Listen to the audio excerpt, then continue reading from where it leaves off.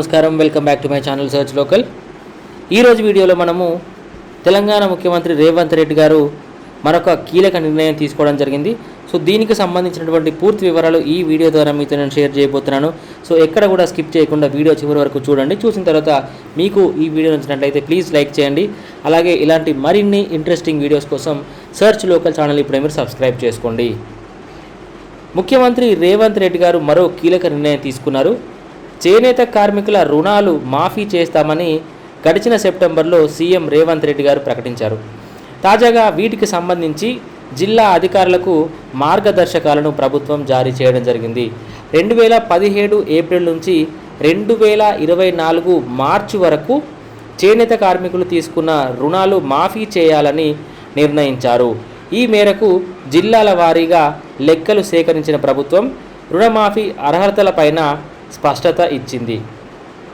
ముఖ్యమంత్రి రేవంత్ రెడ్డి గారు మరో హామీ అమలుకైతే శ్రీకారం చుట్టడం జరిగింది. సో తాజాగా రేవంత్ రెడ్డి గారి నిర్ణయంతో వృత్తి అవసరాల కోసం రుణాలు తీసుకొని తిరిగి చెల్లించలేక ఇబ్బందులు పడుతున్నటువంటి కార్మికులకు ఊరట లభించనుంది. సీఎం రేవంత్ రెడ్డి చేనేత కార్మికుల రుణాలు మాఫీ చేస్తామని గడిచిన సెప్టెంబర్లో ప్రకటించడం జరిగింది. సో తాజాగా వీటికి సంబంధించి జిల్లా అధికారులకైతే పూర్తి మార్గదర్శకాలు అయితే జారీ అయ్యాయి. 2017 ఏప్రిల్ నుంచి 2024 మార్చి వరకు చేనేత కార్మికులు తీసుకున్నటువంటి రుణాలు మాఫీ కానున్నాయి.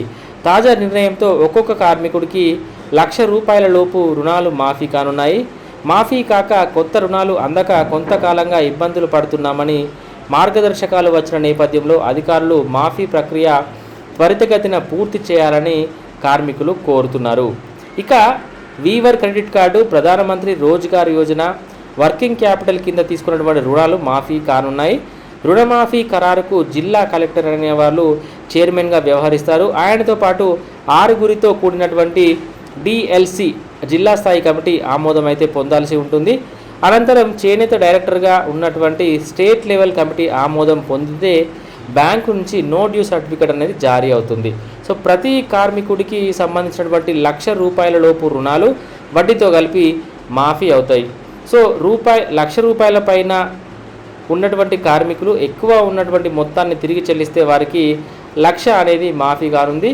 ప్రభుత్వం ప్రకటించినటువంటి సమయంలో తీసుకున్నటువంటి రుణాలు చెల్లించిన వారికి సైతం వ్యక్తిగత ఖాతాల్లో ఈ యొక్క మొత్తాన్ని వాళ్ళు జమ చేయడం జరుగుతుంది.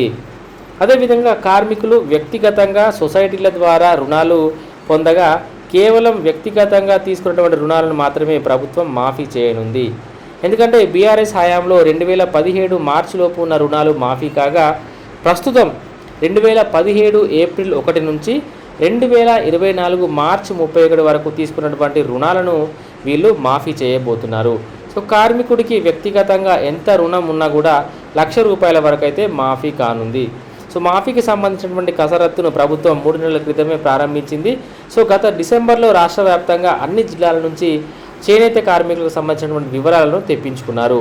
మాఫీ అమలుకైతే ప్రభుత్వం జీవో జారీ చేసేటువంటి అవకాశాలు కనిపిస్తున్నాయి.